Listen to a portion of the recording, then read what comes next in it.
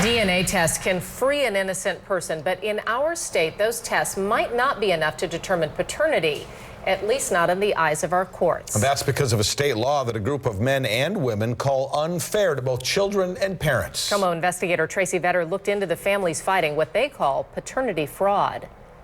As a young man, I was always raised, do the right thing, do what you're supposed to do, take care of your children. Oh yeah, there's some more of him there. Brandon Jones hasn't seen the young boy he called his son in more than 10 years. We were both robbed. You know, this is my first picture with my daughter right here. It was one of the greatest moments of my entire life. CJ Abernathy hasn't seen his now 5-year-old daughter in a year and a half. Abernathy delights in his youngest daughter. It doesn't remove the pain of that other loss. Destroyed me. Emotionally, spiritually, physically, mentally, it destroyed me. We're not using the names of the children or their mothers.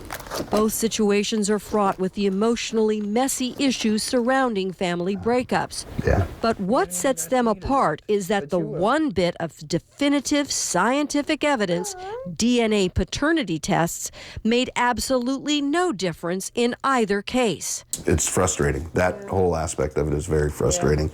It all comes down to this simple legal document, the paternity affidavit.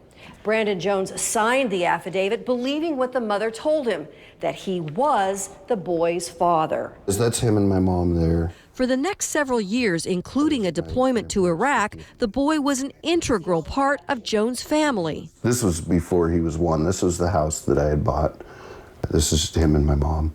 When the boy was 7, Jones went to court to improve his visitation schedule.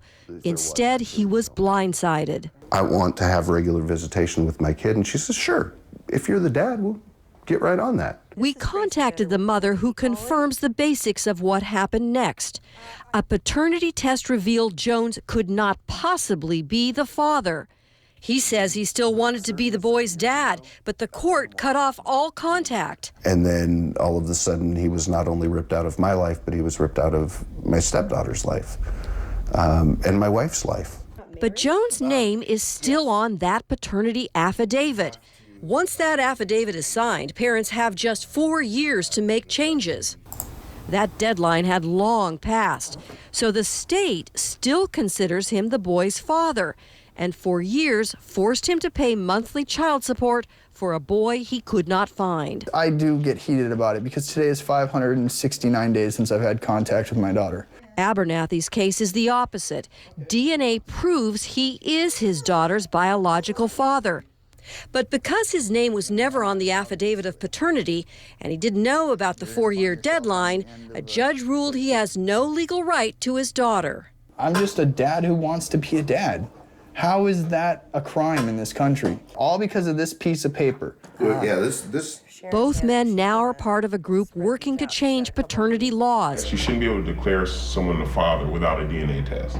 They believe the DNA test and its definitive information should be the starting point, giving parents 4 years from then to go to court. And they have legislative support.